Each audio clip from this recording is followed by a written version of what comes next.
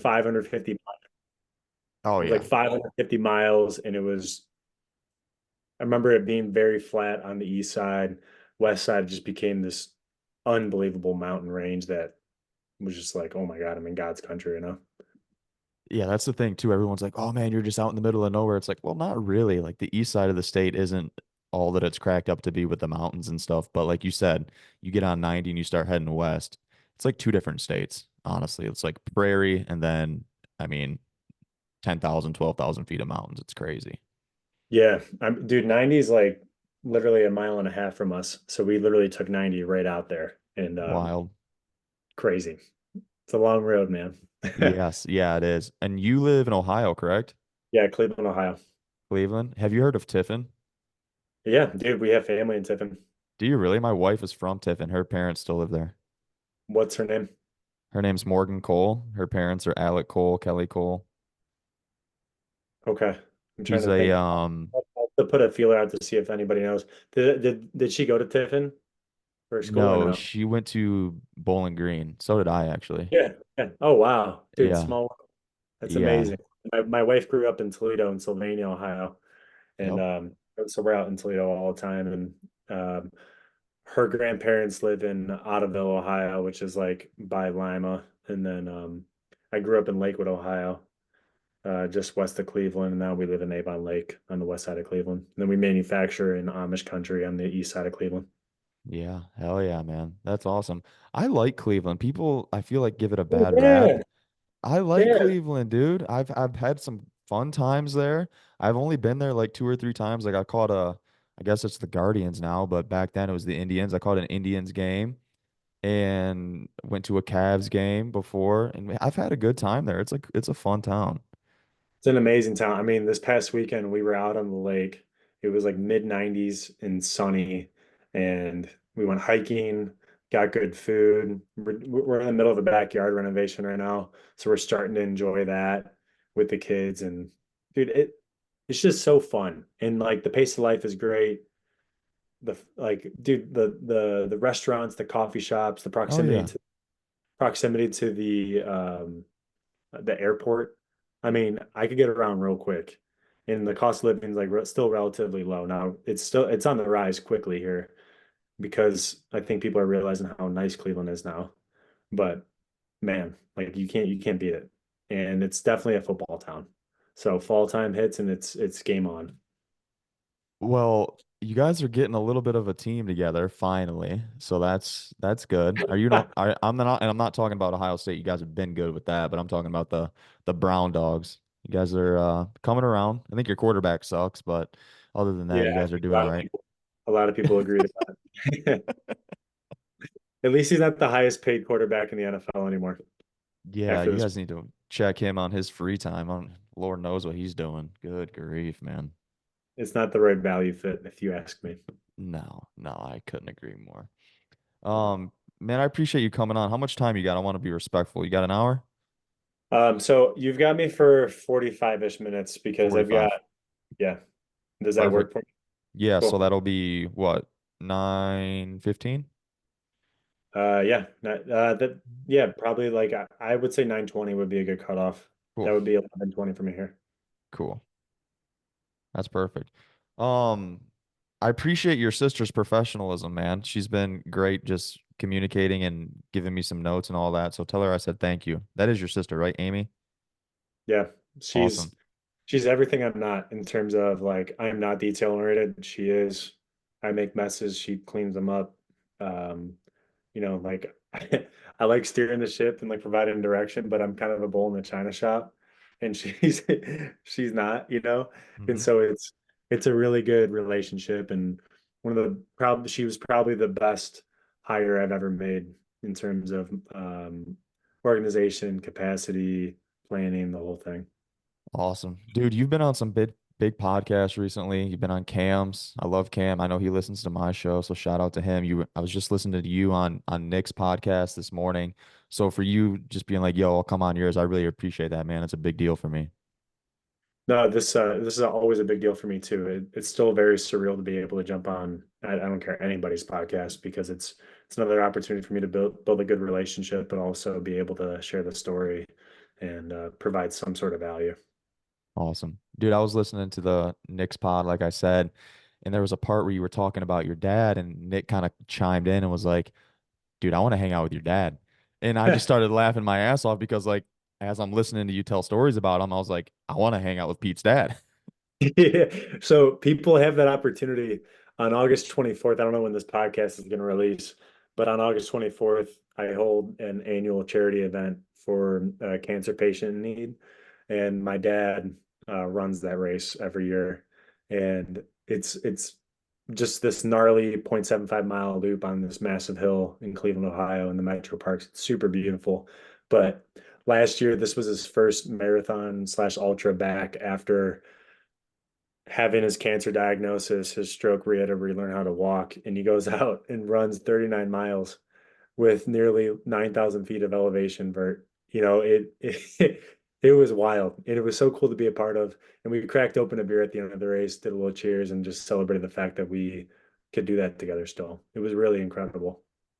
I love that, man. Correct me if I'm wrong, but just by listening to your guys' conversation, doing a little bit of research on you, it doesn't seem like you'd be probably half the man without his guidance growing up. Can you touch on just seeing him work, persevere, making you do things that at the time you necessarily weren't very keen on doing? Can you just kind of touch on his impact throughout your life as a young man? I think to preface this question, I hope when it's all said and done for me, my dad has an incredible set of values, but he blends this blue collar background and work ethic with a white collar type of vibe. I hope to be a quarter of the guy that he is by the time I'm done. I truly believe that. Now, the impact that my dad made on me, and I would say my mom too. My both my parents were incredible athletes growing up. My mom was athlete of the year 2 years in a row at a 4,000 student high school. Went on to play pro softball. My dad, on the other hand, was a stud hooper. That was my sport that I picked up because I watched my dad play, pickup leagues, and we'd play in the backyard, bow each other, have a good time. But he also, back in high school, like first time he ever stepped on a track, he ran a 4:38 mile. It was just, I mean, he's just a specimen, right? So I got a blend of both my mom's fast twitch, my dad's like slow twitch, muscle fiber types. And I like to say I'm a mix of a strength athlete and an endurance athlete. But growing up, it was a middle way we it was a middle-aged family that we grew up in Cleveland, Ohio. 3 bedroom house, 3 kids. We always had a dog. And some of my like fondest memories were us working around the house or the yard, or going over my grandparents that live a block away and working at their house, working for them. And that would be shoveling, like draining the furnace, like taking out the garbage, like learning how to clean the windows and make the beds and do the laundry and pull the weeds. And that's just like what we did. And that wasn't our whole life, but that was a large portion of it. We had to work to earn the right to be able to go do what we wanted to do in terms of like our pursuits and passions. My dad's whole thing to me was, and my sister and my brother, where you either have to be playing music or in a sport, otherwise you're working. You have to dedicate yourself to something and see it all the way through, otherwise you're going to go work. And all three of those options are great options. I decided to lean in hard on sports. My brother and sister decided to lean hard on music, and fortunately, we didn't have to necessarily work a job outside of like me mowing people's yards growing up. That was like my first like true endeavor, and learned a lot through that. And then I got a full ride Army ROTC scholarship going into college. That made my parents really proud. I'll never forget that. I kind of had the option between West Point and ROTC, and that was a culmination of my parents' way of, our upbringing. My dad's one of nine, my mom's one of four. Both sides are very military rooted families. Of the nine of my dad's side, six of them are boys, three are girls. Six were officers in the military. My dad was the only enlisted. It was a big point for us to be part of the military. And so that's been a lot. That was a lot of our upbringing was discipline. You got to work your ass off to earn what you want. And if you want to continue to have a good thing, you got to keep working at it. That was always the mantra. I love that, man. Can we touch on, like, I know you're a husband, I know you're a father. and you're trying to set that example for your kids, and you want to see them, or you want them to see you working hard, struggling, but persevering. Talk to me about that day to day, just everyday grind and what you're really trying to instill into them. It's a really good question. You man, you're hitting deep on these questions right off the bat. I love it. Dude, I only got you for 40, 45 minutes. I got to hit you, brother. I love it. So it is my number one priority to stay close with my faith and my family. Those are like my faith is my center of my life, and my family is the number one priority from there. If at any point work or my training gets in the way of the most important thing, I've failed. And I don't believe in balance. I believe that life is often a swinging pendulum. There's seasons of life where family demands more of my time. You know, we have two young kids, 3 and 1, and there's seasons of life early on here that I need to be more present as a dad and as a father. But then you also have the season of life where, we've got this startup that, it was an idea that scaled way quicker than I could have ever guessed. Like God had bigger plans for us. And there was times where like I have to lean in more there. And sometimes that means I need time away from family to be able to help build that as well, because the business is like a baby as well. Like you have to nurture it and give it the time. And so being able to orchestrate this delicate dance between work life and training, but more importantly, my family life has been a real struggle and challenge. I don't care what anybody says, or how anybody illustrates it on social media. Like it's hard, and it's hard to turn off mentally, and it's really difficult to have the discipline to be able to put your phone away when it's time to be with your kids and be with my wife. And it's been really messy, and it still is messy, but I'm figuring it out, which is great. And I think that to me, what I ended up doing was looking at my schedule, and this is probably the best piece of anecdotal feedback that I could possibly give to anybody that is looking to start up a business, but also maintain family life and let family life thrive, is look at your schedule and look at what you do most effectively, and make sure that you have time blocked for the most effective use of your time within your business, and then have hard cutoff margins at the start of your schedule and the end of your schedule, to where that's when work stops. Time to train yourself mentally to flip that switch and get into parent mode and husband mode. For me, work starts at 8 a.m. Work stops at 4:30 p.m. Once that period is up, it is dad mode, it is father mode, it is husband mode. If I haven't trained during that period, oftentimes during my workday, which I typically do, like during my lunch break, I'll run or lift. If I haven't achieved it at that point because work was demanding more of me that day, I'll typically pop the kids into the double wide stroller and I'm off to the park with them, and I'm getting my run in there. But you just make it work. And man, it's been a struggle, but I feel like I've been able to get that momentum and understand the best way to utilize my strengths and my family's strengths and our team strengths to best leverage the best lifestyle for my family and I. I love that you brought up the phone thing because that was one of the questions that I had, and it's so difficult to kind of draw that line, right? You're like, hey, hard cutoffs. I get that too. We're both business owners though at the same time. So I mean, you know how it is. I mean, I'm afraid to look at my screen time half the time. My wife is as well. And we just try our best to hold each other accountable. Like, hey, especially when the workday is done, we don't need social media. Heck, we were on it all day working on our businesses, right? So I really like how you're like, when it's time to cut it off, we cut it off. Then it's go into husband mode, go into dad mode. I think it's important because a lot of people, they don't even realize that they're on it as much as they are. It's just a habit. And you have to be cognizant of that. So I'm glad that you brought that up. I appreciate it. Yeah, to me, it's a trained muscle. Discipline is you just have to go through it and be aware, and also have a really good relationship with your significant other, your team, to give you the feedback that like, hey, you probably need to get off your phone right now. Like you've been on your phone all day. Like get off your phone. Yeah. I need that. I need that reminder sometimes. But once you develop that muscle, you then create the awareness of, wait, the time that I have on my phone right now is not productive time. I need to be off of it, and you just get off of it. I do not track my screen time because my screen time is typically very valuable for the business if I'm using it the right way. But I do catch myself if I'm doing things that are more consuming based versus like creation based.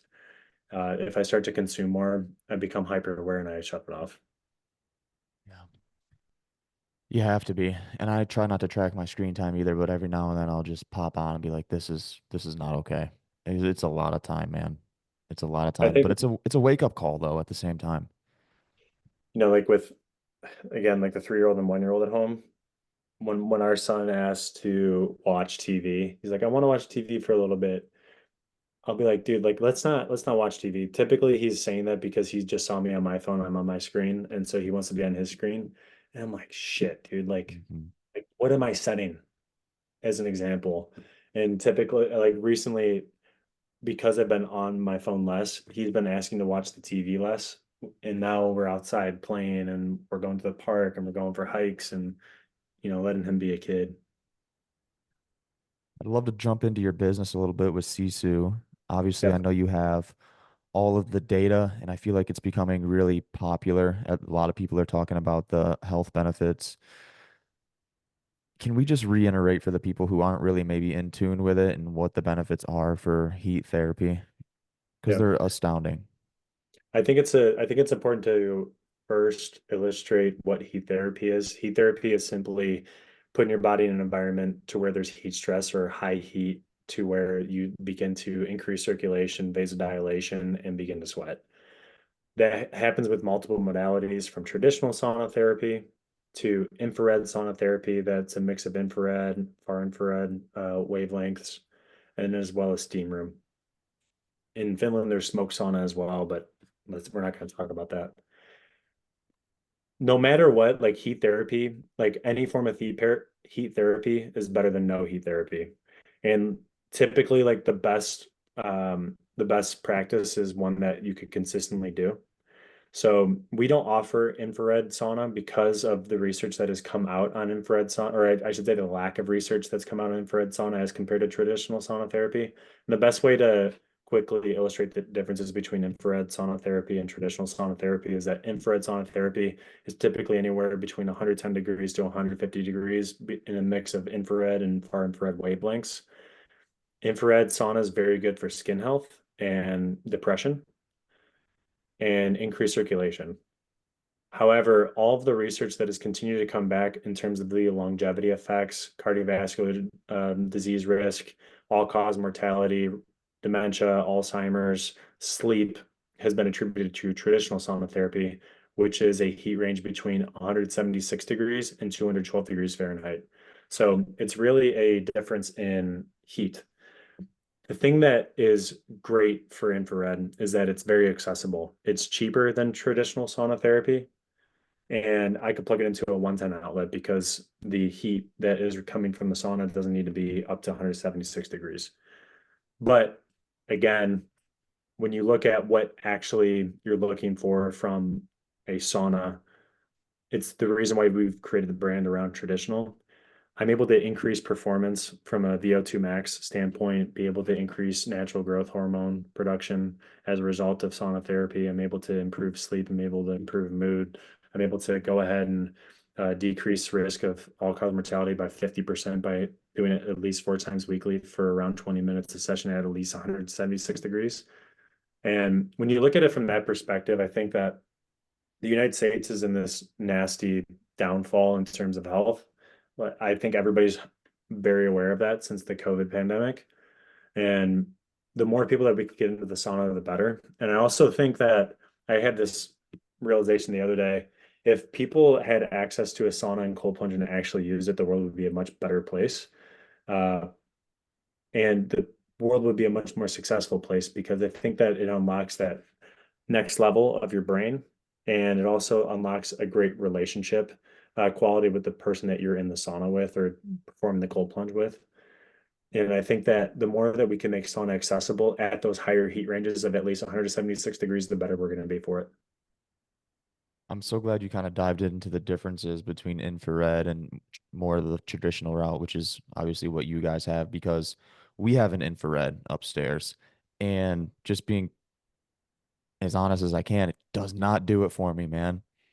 It doesn't do it for me. I have to be in there like 40, 45 minutes to even really pop a legit bead. And I can hit my local gym where we have a traditional sauna. And I mean, I'm 20 minutes and I'm dying, right? I'm 20 minutes, I'm in and out. I'll rip that 4 to 5 days a week. And that's all I need personally. Yeah, So, I think that when or typically the people that are very, very gung ho about infrared sauna, they haven't necessarily done traditional sauna therapy with that minimum threshold of 176 degrees and notice how they felt between the two. The thing with infrared that I could really appreciate is that red light therapy is still an emerging tool, specifically in the United States for skin health, for mental cognition, for mitochondrial health. But it's just not effective enough in terms of the high heat stress that we need to create like resilient cells and resilient mitochondria, the release of heat shock proteins as a way to be able to help be a defense mechanism toward other high heat environments. The same thing happens with cold plunging. Like I could release cold shock proteins in times when if I do cold plunging and let's say it's a Cleveland winter and it's 20 degrees outside, like my body's better adapted for it because I'm doing continual and consistent cold plunging. So I think that as a tool for performance and just overall life, like sauna is that. I think no matter what, people need a sauna. I don't care the modality. Like, yes, there's benefits to it all, but the primary driver right now in sauna therapy for the education that has come out is that traditional sauna. yeah, I agree. Are you a big cold tub guy? Oh yeah, man. Yeah. Like you can't beat it. It's one of the it's one of the most mentally challenging things that people do every day. And I think that we're not hunter gatherers anymore where we're being hunted. So when you have like this thing that kind of scares you every day, it gives you this thing to wake up to where it's a mental struggle, but then you feel on top of the world after. And typically, a great sauna cold plunge session or just a standard cold plunge session alone is a complete mental reset for me. And because you get so cold, you're not thinking about anything else going on. It is 100% mental therapy in that you are 100% present and just trying not to lose your shit for 3 minutes. And there's something to be said about that. Now, obviously, people have their own tolerance to heat and cold, but cold effects really start happening at around 60 degrees Fahrenheit and under. So you could dabble by, ideally you get all the way down to the base of your neck and cold when you're doing your cold immersion, or if you're doing a cold shower, which is the most accessible form of cold therapy that we have. Like make sure it's hitting the top half of your face and the back side of your neck, base of your neck, and just do it until like you kind of shiver. And if you could do that more often, you're going to be surprised on what your productivity levels become, your mental clarity, your thought process, and just how you feel overall. Are you first thing in the morning guy? I personally am. I had a guy before we jumped on the pod DM me and was like, "Hey, do you do this before you train?" I was like, "Dude, I take a piss and then I'm right in it. Like immediately, 5 minutes after I wake up." I I would like to say that I am, but I'm not. I typically do it in the evening after the kids go down, and I combine it with my sauna session. So a typical session for me would be between 180 to 190 degrees, 15 to 20 minutes in the sauna, 2 to 3 minutes in the cold plunge for 3 rounds, but then I finish in the sauna about an hour prior to bed. From there, I get the best sleep I could possibly have. And I wake up feeling refreshed, recovered, and it also helps me be able to recover from my training that day. Yeah, everything I do is kind of tailored to my hobbies, which is kind of hunting. So I love doing those cold plunges, especially when the weather starts to cool down, because I'm like, if I can do 3 minutes out here, it's 5 degrees outside. I have to break the ice to get in. I can withstand that cold while I'm hunting because it gets freaking nasty cold out here in like November, December-ish. I'm like, dude, if I can get darn there naked and jump in this, I can hunt being like wearing a ton of layers, and it's like a mindset thing for me, man. And that's the same thing with the heat, right? When you go on long runs or, you know, I've ran some ultras where it's like 100 degrees, just brutal. It's like, well, I mean, I'm sitting in this thing damn near 200 degrees for 20 minutes. We can do this. It's just a Yeah. mindset thing, which I love. Yeah, I think that the you as an ultra marathoner, like you could you could appreciate it to where like you've been on these, training runs as well as races where the heat is ungodly or it's late in the season, early in the season, and it gets freaking cold and it's 4 a.m. in the morning and it's the coldest part of the day because sunrise is about to hit and it gets shitty. That's just the best way to describe it. You learn a lot about yourself, but the cold as well as the heat teaches you a lot about yourself and your mental psyche. Yeah, it 100% does. Can you dive in a little bit? I know we kind of touched on your routine a tad, but I'd like to hear about the nutrition side of things. I know you're a big steak guy, but I'd really love to dabble into your nutrition because I mean it's clear that you take very good care of yourself. What's your diet look like? I appreciate you asking. That has been the hardest thing for me. I've always struggled with eating. I actually had a realization last week or 2 weeks ago that I actually think I had an eating disorder for a long time because it was almost like I was a binge eater where I would always eat to be full versus eat to fuel or eat to nourish. And I had a realization maybe, yeah, again, like 2 weeks ago where, man, I looked at myself in the mirror one time after I like binged eat and I had like 3 plates for dinner. And like that's just what I did growing up, because I could get away with it. But then I just noticed how crappy I felt. And I would wake up feeling almost hungover and my blood sugars were all whacked out and my training was off and I felt bloated. And so one of the things that I really began to do is I looked at and viewed my nutrition and what I consume on a daily basis from hydration, water, electrolytes, other beverages to like my protein intake, my carb intake, my fat intake. And I looked at it as a way to be able to fuel my lifestyle, as a way to nourish, and as a way to fuel. So for me, like if it's a non-training day and I know I'm gonna like probably sauna cold plunge at some point, I just look at it as like a portion control thing where like I'm gonna eat to where I have energy. I'm not gonna eat past that threshold where I have energy now, where I already feel good. Like I don't need to eat anymore. I know I could eat more, but I don't need to. And then the days where I'm training, like let's say today, for example, like yesterday I had a 18.5 mile run. So it was like a heavy carb loaded day, but it was all predicated on this run. And then during the run, getting carbs, getting electrolytes, and getting the amount of water in to be able to continue to fuel the intensity that I'm training at. A day like today, like I'm strength training as well as hitting a recovery run. It's going to be a heavy protein focused day because of like the damage it did to my tissue yesterday, as well as like the strength training I'm doing today for my upper. So it's a heavy protein laden day, continuing to refuel my glycogen stores from all of the carbs I used yesterday, and then getting a healthy amount of fat. So a typical day of eating, like right now, for me is 3 meals. I'll typically do a smoothie or like power bowl, where it's just a super high protein, high nutrient dense, like colorful smoothie or bowl with protein. And then throughout the day, no matter what, I always carry a hydro jug around, which has 64 ounces of water and electrolyte. Typically, I'll rip an element packet into it, and I'll do 2 of those a day at a minimum. Training days, sometimes I get upwards of like 5, so that would be like 2.5 gallons of water a day if I'm like at my peak training for a day or if it's a rest day. So I really look at it from a way to fuel my workouts, my training, and my energy levels, as well as my productivity at work. And I noticed ever since I began doing this, I don't hit that 2 to 3 p.m. lull. I also started to structure in my work days my daily run or lift between 12 and 1 p.m. And what that lets me do, it provides a necessary energy boost and reset and mental reset for me to be able to compartmentalize my workday into 2 parts versus it being one big long, marathon for the day, which has helped. And then I'll typically eat post run as my lunch. And again, that's through that smoothie or a power bowl to be able to help recover from that and then fuel the rest of my day.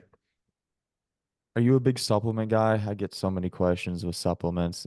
Majority of my supplements are coming from my wife. She just hands me a handful of pills and I don't ask questions. And but she's like, you should see our cabinet, dude. I mean, good grief, we couldn't fit another pill bottle in there. She's just on point with all the supplements. So I couldn't even really tell you what I personally take. I mean, I'm a creatine guy. I've been a creatine guy forever. So I know that's one of them.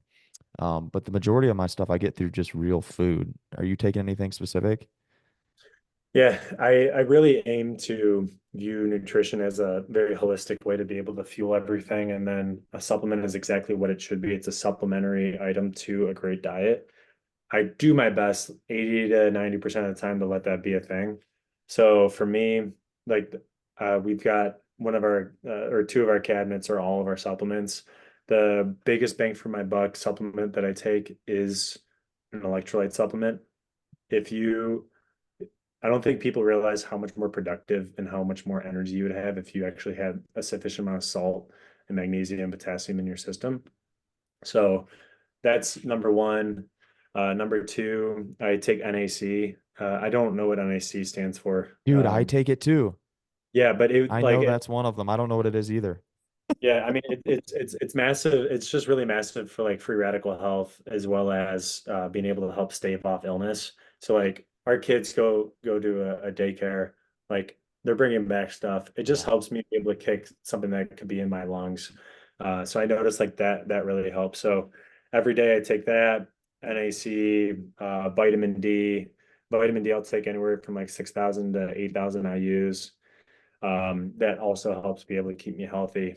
I take whey protein, typically 40 or so grams daily. I don't take creatine, even though I probably should. Um, I do eat a lot of red meat, so I know I'm getting a lot of creatine from there, so I'm not like really worried about it. I take collagen. Typically, I'll put that mix that in with my whey protein that I'll take.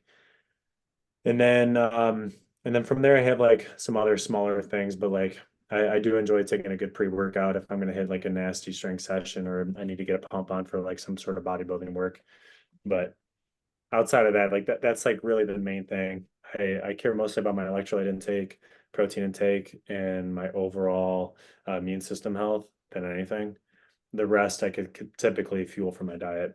I will say that I will use a carbohydrate supplement during and prior to my runs, which is massive. It also helps me keep my heart rate lower during my runs. I think that's an untold fact about carbs is that while everybody's trying to become more fat adapted, which is great into of itself, typically the data comes back to where if you are fat adapted, you pull higher heart rates versus if you are like really storing up your glycogen stores and efficiently using carbohydrate, you could actually maintain faster running paces or bike paces with a lower heart rate. So like for me, I could push high 150s, low 160s at high sixes as compared to potentially high 160s, low 170s at high sixes when I'm fat adapted and not carbohydrate fueled. Love it. Thank you for that. Pete, you don't strike me as a guy to be like, hey, this is back to the Sisu kind of topic here, but you don't strike me as the guy to be like, hey, we're the best and this is why, blah, blah, blah, blah, blah. But I do want to give you the opportunity to kind of explain what separates Sisu saunas from kind of all the other saunas on the market and why people should buy a Sisu because I've convinced the wife to we're getting rid of that infrared. That's an expensive job too, by the way. Those are pricey Uh, boys. But I need a real sauna, man. yeah, so when you look at Sisu, I think most important thing, why Sisu in terms of the name. Sisu is a Finnish word for perseverance, tenacity, bravery, and grit. And there's no literal translation to the English language for that. And it's something that the Finns embody. And Finland is the birthplace of sauna. And that's what we really build our brand around is like this grittiness and consistency that isn't necessarily attractive, but it makes the difference. So for us as a brand, we really hang our hat on three core pillars. It's quality, simplicity, and trust. Quality in that We are the only US sourced, US made traditional sauna manufacturer where we get all of our wood sourced from Idaho. We ship it into Ohio. We have an Amish team that handcrafts every single sauna, and we turn out saunas within 4 weeks. That US source, US made, Amish handcrafted is a massive part of what we do. And we really want to continue to bring the workforce in the United States to be creating an impact through wellness product, and to be able to do it with our Amish team here in Cleveland, Ohio is a big factor for us. Simplicity in that if you go to any sort of sauna manufacturer website or wholesaler website, there's a bajillion options, and there's typically 25 plus different types of sauna SKUs just on the traditional side. You go into the web page, and then there's a number of variants, a number of sauna heaters all on the same page, and it becomes extremely confusing. You then have to become extremely well informed as a buyer to be able to purchase a sauna. What ends up happening is you get decision fatigue and you can't make a decision, right? So it's almost like paralysis by analysis. And we wanted to strip that away. When we started this company, we wanted to be extremely minimalistic and simplistic, and that like here's the options and that's it. On August 1, our cabin saunas launch, and we'll effectively be a 4 SKU company. The small barrel, the large barrel, the small cabin, the large cabin, and that's it. Within that, all that the only variant that we have is whether or not you need a roof kit or not. AKA, is it going indoor or is it going outdoor? Right. Like what that allows us to do, it allows us to be able to keep our messaging very clear. That helps instill trust within the customer that like we vetted out the best experience for them. It also keeps things very repeatable to where we're able to mass produce what we're doing at a very high level and a high quality. The last big thing is what I just touched on is trust. So not only through the partners that we have on the brand in terms of like people that I genuinely look up to, like the Cam Hanes, the Nick Bears, like the people you've mentioned already, like those are people that help move the needle, not just in my life, but also the people that are using our saunas, because it's a way for us to be able to educate and show the lifestyle and how they're using it. So from not just the ambassador side on like the trust level, but it's also the internal level. Like we have 100% satisfaction guarantees. We have some like the industry best warranties. But more than anything, like we just want you to have the best sauna experience. So it's like when I could blend the quality of the craftsmanship and the heater with it being Wi-Fi focused high rock volume heater that's like built to last, with the simplicity of the buying experience and the assembly experience in terms of building these saunas, because most oftentimes like saunas take 2 3 days to build out. Like I could build one out within an hour myself now. Like the average person could take like 4 or 5 hours to build it out. And then you also look at like the trust perspective. Like those are three things that I feel really, really good on to be able to build the brand on. Um, I will say that like as we continue to develop this brand, we've continued to listen on our current customers as well as like prospective customers to make things even more accessible.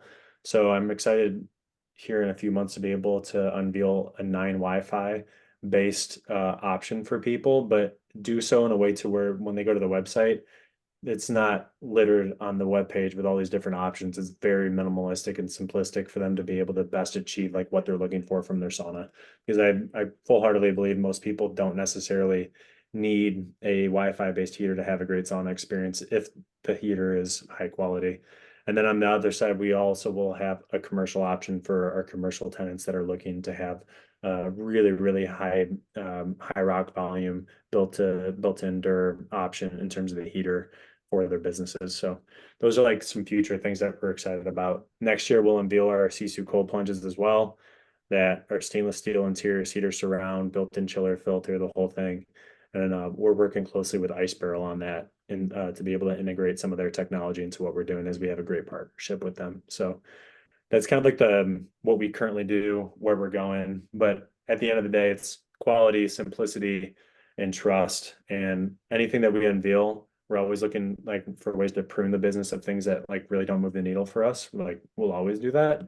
But I think I feel really, really confident in this direction that we're going to make sauna even more accessible and foster amazing connections in every household through sauna therapy and getting people to host and share that amazing heat therapy every single night with each other. Love it. Quality, simplicity, and trust. I'm always looking for little tidbits in terms of what I'm going to title the podcast, and I think that might be it. So I appreciate that. I got a big Love star next to that. it. Um, Sweet. two more things, man. I'm going to get you out of here. I know you're a husband. I try to do a good job of asking. I can really get a good feel for people after, really a couple minutes. I used to get paid to read people basically by being a cop, but Got it. I can tell that you're a good husband. So, obviously there's no freaking secret sauce here with being a good husband, but what are some things that you work on and or tell yourself daily just to be the best husband that you can be? Because it takes effort, right? Like it's a full-time job. Yeah, it's being a husband's the easiest thing. I'm kidding. It's a challenge. And Yeah. I think like my wife will tell you the same thing. Like while it's not the easiest thing, it is a challenge. Like a great relationship takes effort and it takes time and it takes open communication and it takes systems. My wife and I actually treat our relationship. It's one of the reasons why I love my wife so much and why we have such a great relationship. We kind of treat it as a business. We have a weekly sit down meeting where we go through an EOS level 10 meeting structure where it's like, here's like the scorecard of like our financials. Here is our schedule for the week. Here's like any pressing issues. Here's our to-dos and like, did we get them done? And we go through this every single Monday over coffee after we drop off the kids at daycare. And it's like clockwork for us. And what it does, it puts the most important things in front so we continue to gain traction on like what we're trying to do. And it also provides us an opportunity to air out like, yo, you need to pick up the slack here, or like, hey, you've been doing this exceptionally well. I want you to know that like what you did for me last week or what you did for the kids last week, like didn't go unnoticed. And it's so important that we continue to communicate that. So that's a massive part for us. Having time and like learning to say no to our friends or even sometimes family to be able to have time for each other nightly is a massive thing. My wife is my best friend and vice versa. And so like if I'm not spending that time and investing that time, like that's a problem. The other thing that we do is we alternate weeks between in-home date nights and out date nights. So like a Wednesday, I'm just gonna use Wednesday for example. Like Wednesday we have a going out date night, so we line babysitter. They come in, they like let's say my parents will come through. They'll put the kids down. We'll go out and like shoot, like my wife wants to go putt putt. Like we did that on vacation recently. We had so much fun. So we're like, why not go do it? Let's go be kids. And then like, or we'll go out and go grab like a good dinner and then like an at-home date night, we have a list of ideas for at-home date night, like whether that's like, a bottle of wine with, playing cards or like a board game together or something to where like we're not on our phones and it's like it's an interruption in the week in the best way possible because it's a perfect reset and it brings us together. And the best piece of advice I could give somebody is that like never, ever, ever stop dating your wife. That is the one thing that will always perform some sort of value for you, but also when I look at like if you know if I'm projecting out like I'm 9 years old, I'm passed away, it's my funeral, like I want to spend the most high quality time and I want anybody who's sitting in that front row to know that I've invested in them. My wife better for damn sure be the number one. And if I didn't do that, then I failed as a husband. So I said continue to date your wife. I wrote that down because I could tell where you were going with it. I love that, man. A lot of yeah. guys that I've had on here that are what I consider to be good husbands have told me that and the listeners that. So well said, man. Last thing, how did you enjoy? Did you do lift run shoot? So I didn't do a full lift run shoot, but we did a lift run and sauna cold plunge, Okay. and also Cam took me to this awesome diner in downtown Eugene, and we just chopped it up for a while. So we had a really good time, but that was a surreal day, man. I've looked up for Cam for God knows how long. I keep telling myself I'm going to buy a bow, but I also understand that I have an addictive personality, Yeah. so I have a feeling that pulling a bow every day would probably not be a good use of my time right now. Yeah, that's what I was going to ask you, and that's on me for not double checking that, but I didn't know if you had gotten into bow shooting yet because yeah, just be careful because if you decide you are going to make that plunge, uh, it's going to be a part of your life for sure. I mean, you've been on my page. It's kind of what we do over here, and it's addicting, man. It's a whole different type of therapy. I think I would love it.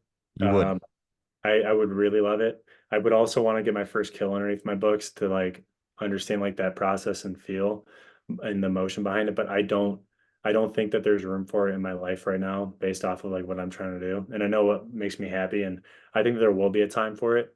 It's just not right now. Same thing with me. Guys out here are like, man, let's go fishing, let's go fly fishing. I'm like, I don't need another hobby, man. With what I'm trying to do, I just simply can't hold it down with that. Dude, I appreciate the hell out of you. I'm trying to be respectful of your time. I did a Q&A not long ago about like who I should have on, and your name came up multiple times. So, Uh, for people that so aren't go. familiar with you, yeah, man, for people that aren't familiar with you, can you just inform everybody where they can find you? Yeah, so you could find me on social media, specifically Instagram, LinkedIn. It's at Peter Nelson II. You could find us for Sisu at Sisu underscore sauna on Instagram. If you click the link in my bio, it gives you a bunch of different podcasts I've been on. Gives you the charity race that we host every year there. That's on August 24th. There's a donation link in there, and then also to our website. So if you have any questions, don't hesitate to reach out. I always love a good DM and chopping it up with people. Yeah, Pete does respond to DMs. So yeah, he does, man, right away, actually, most of the time. At least you responded quick to me. And I was told you would, actually. A couple people were like, he'll respond to you. I was like, cool, I'll take it. I mean, I don't have, tens of thousands of followers, so I feel like I could do it right now, but um, I think it's important to be able to respond quick. I'm not a great text responder because I feel like it's a mix of like decision-making text messages and like conversational text messages were just like, but I do my best to get to everybody as quick as I can. Pete, I appreciate it, man. Thank you so much. Yeah, likewise, Tyler. Appreciate you, man. Have a good one. We'll cut it off there, man. Thanks again. I got your picture, so I'll upload that on next Monday is when this will come out. So, Cool, dude. Yeah, if you so need man, anything, you let me know, okay? yeah, I will, man. Thank you so much. I really appreciate it. Yeah, likewise, Tyler. And in the meantime, again, like any questions that you have, like regarding like a sauna for you, just let me know. I'd be happy to give you like a little friends family love on that. I appreciate Um, that. and then roll. So Yeah, I appreciate it. We're gonna get one, no doubt. We just got to sell that one upstairs. That thing, I hate that thing, man. I need a real sauna. So, I get it. Awesome, brother. Appreciate thank you, you. man. Yes, sir. See ya.